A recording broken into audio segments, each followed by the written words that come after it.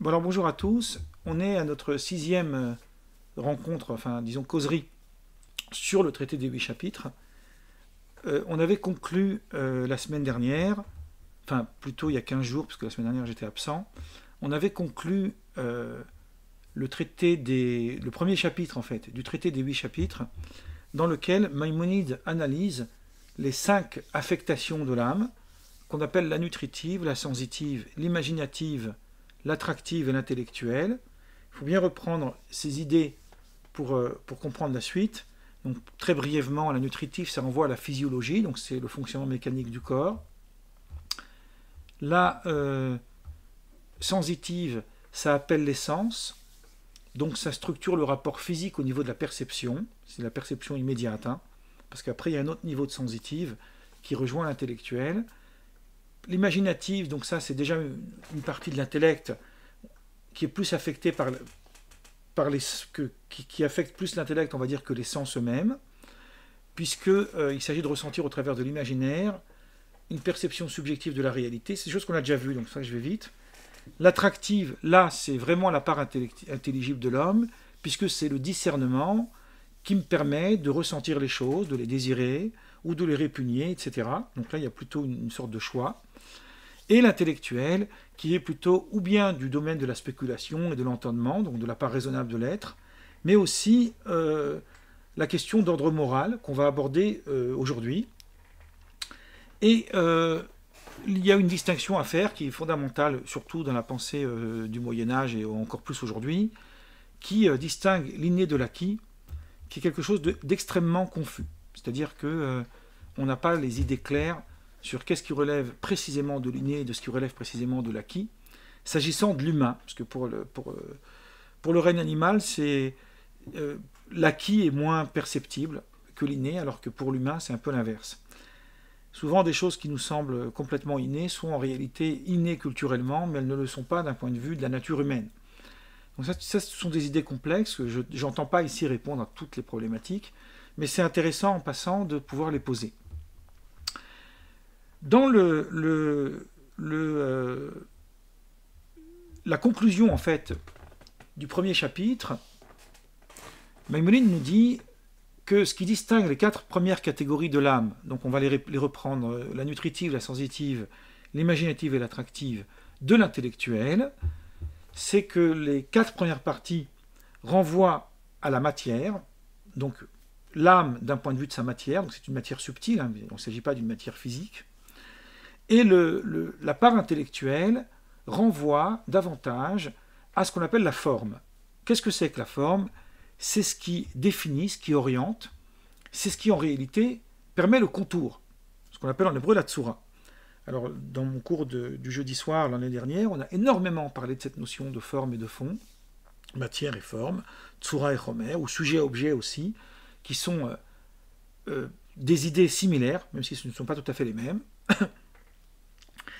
Et donc on va s'apercevoir que apparaît ici tous les éléments qui caractérisent en fait le comportement humain. Que l'intellectuel, c'est la part raisonnable de l'homme, de l'humain, et que si l'âme elle était vidée de sa substance, donc elle serait inerte, elle n'aurait pas de réellement sens, comme Maïmonide conclut son premier chapitre avec ce verset des Proverbes, le chapitre 19, verset 2, qui dit « Sans raison, l'âme n'est rien de bon ».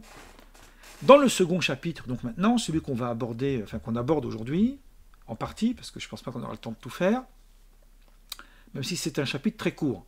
Les 8 chapitres, globalement, sont courts, même s'il y a 2 chapitres qui sont très longs, relativement à la taille du livre, évidemment. Hein. Dans le deuxième chapitre, Maïmonide va donc prolonger sa réflexion sur la question d'ordre moral et religieuse. Alors, quand on emploie le terme de morale et religion, c'est parce qu'au Moyen-Âge, on définissait les vices et les vertus, même si Maïmonide va s'en distancer plus tard à la fin du livre, surtout dans le 6e chapitre, qui va être pour moi la clé de toute la pensée de Maïmonide.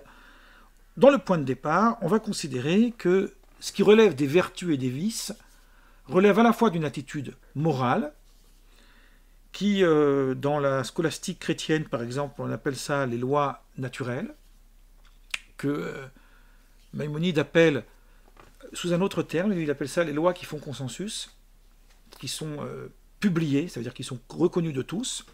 Ce que Kant appelle le bon sens, hein, on trouve dit différemment chez les philosophes exactement les mêmes choses, ce qu'on appelle la loi révélée, qui est plutôt la loi religieuse. Mais pour tout ce qui concerne l'aptitude de l'homme à s'éloigner des vices et à pratiquer les vertus, qu'elles soient religieuses ou morales, on est dans la conséquence, en fait, de ces facultés de l'âme. Or, il se trouve, et c'est pour ça que cette partie est intéressante, c'est que lorsqu'on parle des affectations des 5 niveaux de l'âme en lien avec la question morale, ici c'est pas dans le sens moralisateur, c'est plus dans le sens philosophique que je l'entends, on est forcément dans un rapport aux affects humains. Autrement dit, on est dans un rapport de près ou de loin, d'une façon subtile ou d'une façon beaucoup plus rapprochée, aux pathologies de l'âme, à ce que Maïmonide appelle les maladies de l'âme. Donc il va traiter de la question des maladies de l'âme en prenant en compte d'abord les limites et les capacités d'intervention au niveau de l'action humaine dans ce qu'on appelle les vertus ou les vices. Et Maïmonide va d'abord nous poser quelque chose qu'on verra après qu'il faudra distinguer.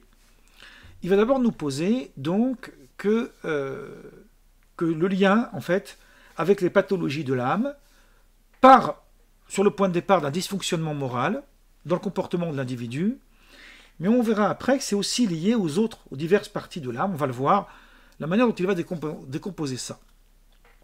Moi, je vais d'abord introduire cette idée, on verra après si on a le temps d'aller plus loin, d'abord introduire cette idée par une sentence talmudique, qui est une sentence qui est extrêmement intéressante,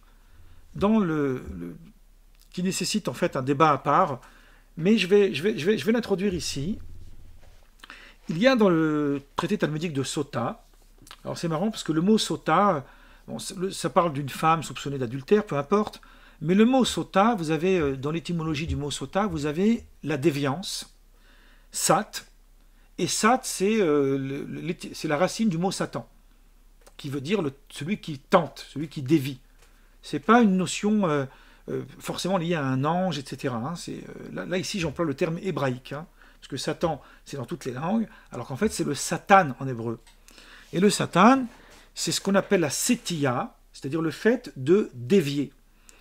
En hébreu, le terme de sauter, il peut s'écrire de deux manières, ou avec un S qu'on appelle la lettre Samer, ou avec un Shin qui donne le son ou de che ou de se, mais quelle que soit la manière de l'écrire, ça a la même racine d'un point de vue de la linguistique hébraïque. Ce qui veut dire que dans Satan, vous avez sauté, ou choté, puisque c'est la même lettre, et choté, c'est le fou.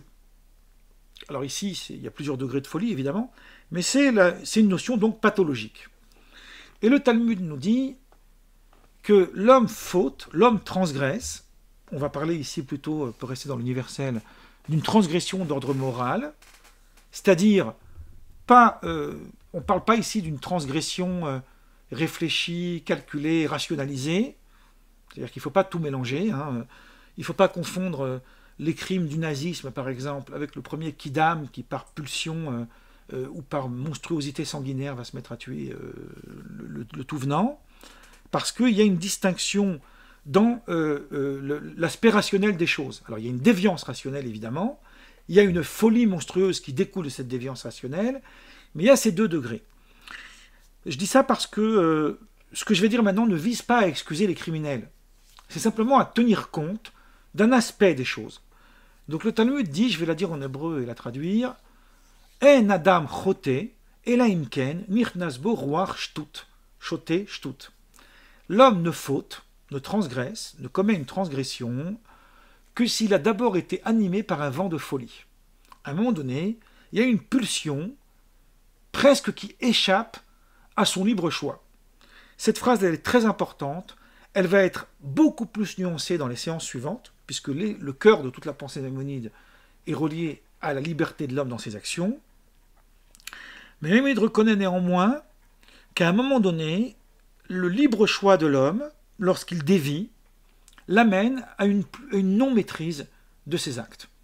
Donc sa part de responsabilité se situe en amont, pas au moment de l'acte en lui-même. On verra ça plus tard, c'est un sujet qui est très important, on le verra plus tard.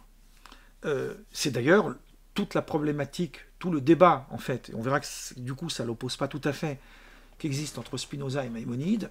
On en avait parlé l'année dernière dans la séance du campus, à propos de justement de la question du libre arbitre, où Maïmonide pense que le libre arbitre c'est le cœur, c'est le moteur en fait qui affranchit l'homme de toute contingence, qui permet de le libérer, qui le mène à la liberté par son libre choix, alors que Spinoza pense l'inverse, même si le résultat est le même, et lui il pense que c'est la prise de conscience de l'état de l'homme déterminé par un déterminisme psychologique chez Spinoza, on pourrait aussi appeler le déterminisme philosophique, qui le rend libre. Parce que pourquoi faire la guerre contre des choses qui n'ont pas lieu de pouvoir être combattues? Ceci ne signifie pas que Spinoza renie l'idée qu'on puisse travailler sur ses propres vertus, au contraire, sauf que ça procède d'une autre voie, qui part d'abord de la prise de conscience de son état. Ce qui est intéressant, c'est que Maïmonide aussi reconnaît dans les 8 chapitres que la première guérison, c'est la prise de conscience de son état. Donc on est déjà sur un point de départ qui est essentiellement le même. Mais par exemple, la petite histoire raconte, je disais aujourd'hui à quelqu'un, que parmi les philosophes modernes, on peut dire sur Spinoza qu'il est l'un des seuls qui a véritablement vécu sa philosophie. Si on lit sa biographie, on a l'illustration de toute sa pensée philosophique.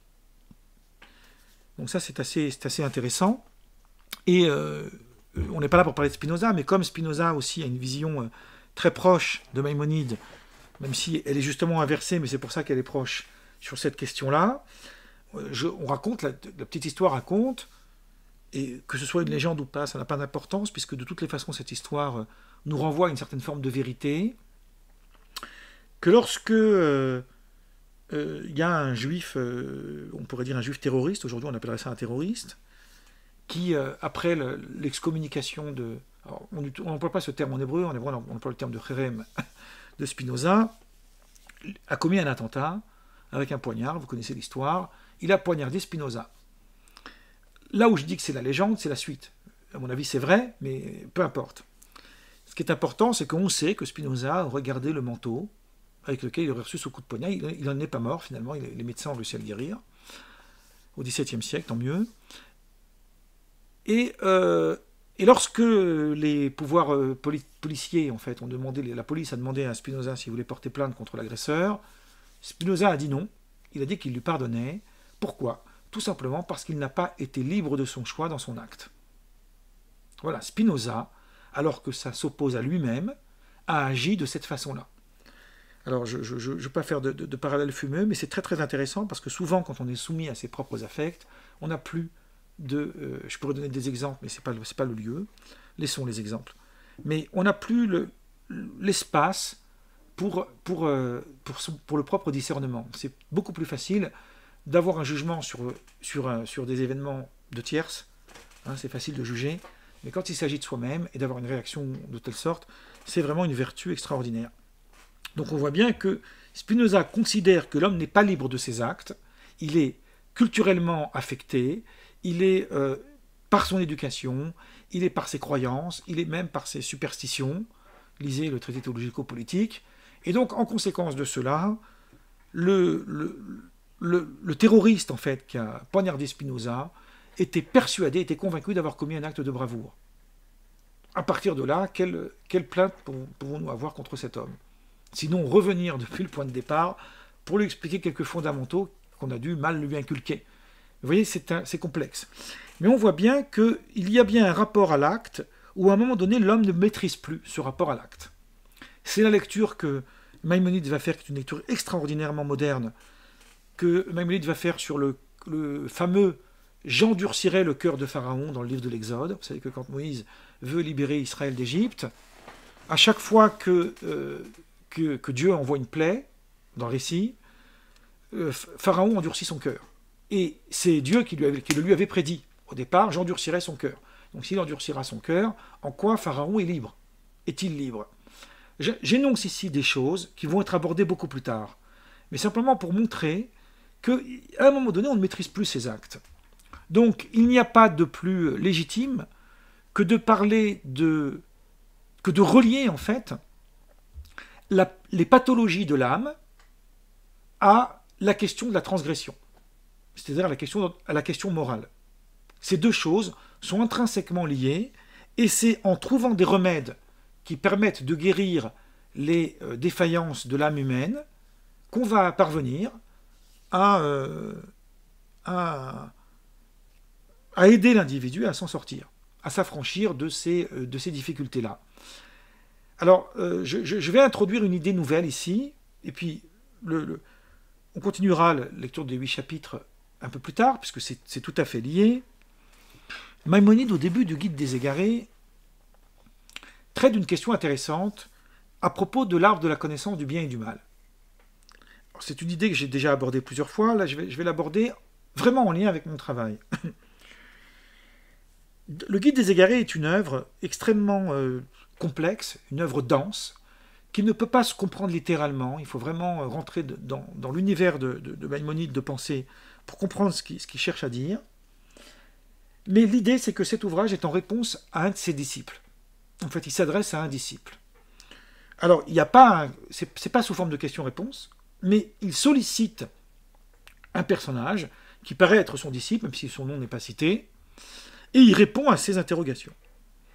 Donc l'interrogation qu'il reçoit au début du Guide des Égarés, c'est le rapport à la raison. Il y a une ambiguïté. Adam et Ève sont créés dans le jardin d'Éden. Ici, on va rentrer uniquement dans un angle théologico-philosophique, mais surtout philosophique. On ne va pas rentrer dans le problématique de la faute originelle, c'est un autre problème. Il y a Adam et Ève qui sont dans le jardin d'Éden. Ils sont humains. C'est l'homo sapiens que nous connaissons bien, nous. Qui se retrouvent devant l'arbre de la connaissance du bien et du mal. Et ils ne doivent pas consommer ce fruit, ils consomment ce fruit. En consommant ce fruit, c'est la Genèse qui le dit, ils prennent conscience de leur état. Donc tout à coup, intervient en eux la connaissance, la notion de da'at. Da'at, c'est la connaissance. Donc la question qu'on pose à Maïmonide est la suivante. Est-ce qu'on ne devrait pas dire, du coup, que Adam et Ève étaient démunis de discernement, puisque démunis de da'at, de connaissance, avant d'avoir mangé la pomme. Même si ce n'était pas une pomme, hein, c'était rhétorique. Maïmonide dit non. Maïmonide dit absolument pas. Et il distingue, c'est une chose éminemment moderne, que si je disais dans une synagogue ou dans une mosquée, par exemple, sans préciser que c'est Maïmonide qui l'a dit, je risque de recevoir des tomates sur la tête. Voilà ce qu'il nous dit. Il nous dit, cette idée elle est un peu reprise d'ailleurs dans le 2e chapitre à la fin, je vous montrerai quand on y arrivera comment. Il dit, lorsque l'homme transgresse, il est imprégné par ses désirs et ses plaisirs corporels venant de l'imagination. Il parvient donc à un autre état que celui établi par la raison. Donc ce qu'il dit déjà, c'est ça introduit en fait les notions qui vont être abordées dans le 2e chapitre des 8 chapitres, c'est que la raison et l'imagination sont deux idées distinctes. Et que l'homme qui transgresse, à un moment donné, il s'évade dans un univers mental où la raison n'est plus partie prenante. Donc il distingue la raison de la morale. Il sépare les deux tout de suite. Et il va beaucoup plus loin dans la phrase suivante, c'est la phrase suivante qui nous intéresse, car la raison permet de distinguer uniquement le vrai et le faux, alors que le bien et le mal ne relèvent que des opinions. Là, on est dans quelque chose d'éminemment moderne. On ne peut pas situer le bien et le mal au niveau de la raison. Mais par contre, il existe une raison dite raisonnable. Non seulement qu'il existe une raison dite raisonnable, mais il existe, ce que je disais tout à l'heure, en paraphrasant Kant, les notions de bon sens. Ce ne sont pas des idées qui sont rejetées par Maïmonide. Loin de là. Sauf que ce que Maïmonide veut dire, c'est que le bien et le mal, in fine, ne peut pas uniquement se contenter de bases rationnelles. La rationalité, c'est la science, c'est la connaissance. Le bien et le mal, c'est le rapport moral que l'homme a avec le monde. Ce rapport moral, est certes un rapport de conscience, mais c'est une conscience où l'affectif prend plus une dimension plus grande, on va dire, que la simple raison d'ordre intellectuel. On a besoin des deux, effectivement, mais une démonstration rationnelle peut faire évoluer la morale, alors qu'une démonstration rationnelle reste une démonstration rationnelle d'un point de vue de la raison. On peut se tromper au niveau du raisonnement, mais en général, si je démontre à quelqu'un pourquoi 2 plus 2 ça fait 4, ça fait consensus. Mais si je démontre à quelqu'un pourquoi la peine de mort c'est mal, ça ne fait pas consensus. Certains diront que j'ai raison, d'autres diront que j'ai tort, selon les époques, selon les cultures, selon ce qu'on sait, etc. Donc il y a différentes choses qui permettent de comprendre que le bien et le mal sont des opinions qui sont de l'ordre de l'affectif. Et là, je vais vous citer un texte de Joseph Rosing, qui était une de mes références les plus importantes, qui est mort en 1938, et qui a introduit tous les concepts philosophiques dans la conception halachique du Talmud et de la logique rabbinique. Lui, il commente le Guide des Égarés, et sur ce passage, il écrit ce que je vous ai traduit ça en français, donc je vais le lire et on va le voir. Voilà ce qu'il dit. L'interdit du point de vue de la raison ne relève pas uniquement de l'ordre du transgressif, mais de l'ordre de l'impossible. Si j'ai défini à partir de la raison que quelque chose est interdit, alors je suis amené à me dire cette chose-là n'est pas faisable. C'est d'ailleurs, là aussi je passe très vite sur un sujet qui mériterait des séances entières, toute la question de la loi. La loi, en réalité, c'est un axiome, y compris la loi juridique. C'est censé être un axiome. Ça veut dire que la loi, c'est là où l'homme ne peut plus, c'est l'étape que l'homme ne peut pas franchir. Autrement dit, on ne peut pas fixer des lois où l'individu n'a plus d'espace de liberté entre son rapport au vivant, son rapport à la vie, en fait, et la loi. Le fait de fixer des lois comme ça de manière outrancière, c'est pas simplement la notion que trop de lois tuent la loi parce qu'il y en a trop, mais tue la loi parce qu'elle déracine à la base même son principe premier. Or, la loi ne peut permettre une transgression que si elle est son garde-fou. Et quand il y a des lois à outrance pour tout et n'importe quoi, et qu'elle ne devient plus son garde-fou, on est dans une société décadente, puisqu'on ne sait plus, une société ne peut pas s'ériger sans loi. Donc on est dans une problématique complexe. Donc une loi qui est établie par la raison, là on est dans le contexte spinoziste par exemple, elle fera beaucoup plus de sens qu'une loi qui est uniquement produite par des affects, par l'ordre de l'affectif. C'est-à-dire que ce n'est pas la loi du bien et du mal, c'est la loi rationnelle. Il vaut mieux ne pas tuer rationnellement que ne pas tuer parce qu'on a le crime en dégoût. Vous voyez la différence entre les deux. Donc, il continue donc Rosine et il nous dit, par conséquent, aussi longtemps que l'homme n'est pas dominé par ses passions et qu'il est conscient que toute faute risque de porter atteinte à sa qualité d'humain, il n'est pas sujet à la transgression. Donc, la raison est son garde-fou, il peut pratiquer la loi. Mais dès lors qu'il se laisse gagner par ses passions, pénètre en lui un vent de folie, donc là on est vraiment dans la dimension maïmonidienne du rapport à la pathologie et la transgression, tel qu'il le pousse à la transgression au-delà de toute raison. Il n'y a plus de rationalité. Il y a quelque chose où l'homme ne se maîtrise plus. Alors, c'est l'engrenage, c'est lui qui a provoqué cet engrenage, mais au moment, à l'instant T, il est déjà dans l'engrenage. C'est comme si, par exemple, que j'essaye de regretter le fait que je me sois jeté d'une montagne vers le vide. Tant que je ne suis pas tombé, vous savez, il y a cette fameuse phrase que reprend le film La Haine, mais en fait c'est une phrase d'origine juive, qui dit, vous savez, jusque-là tout va bien. Tant qu'il n'est pas arrivé par terre, eh ben, tout va bien. Et en fait, jusque-là tout va bien, mais c'est irréversible. on est rentré dans l'engrenage. Alors, il y a des notions qui permettent d'en sortir, mais d'abord, il faut comprendre que il y a d'abord cette notion-là. On est déjà parti, on a déjà jeté la pierre. Quelqu'un qui a jeté la pierre sur quelqu'un, sur un autre, il a beau crier après coup que ce qu'il a fait c'est mal, quand la pierre elle va atteindre sa cible, elle va atteindre sa cible, elle va continuer sa route quoi qu'il arrive. Donc on est ici dans quelque chose où il faut reprendre l'humain en amont pour solutionner ces difficultés. Donc ce que va faire Maïmonide dans la suite, qu'on verra la semaine prochaine, c'est de montrer en quoi les 5 parties de l'âme sont reliées au comportement de l'homme. À quel niveau on situe le comportement de l'homme par rapport aux 5 degrés de l'âme, que je répète donc en conclusion, même si je l'ai déjà dit 2 fois, la nutritive, la sensitive, l'imaginative, l'attractive et l'intellectuelle. Donc voilà, maintenant moi j'arrête donc l'enregistrement pour aujourd'hui.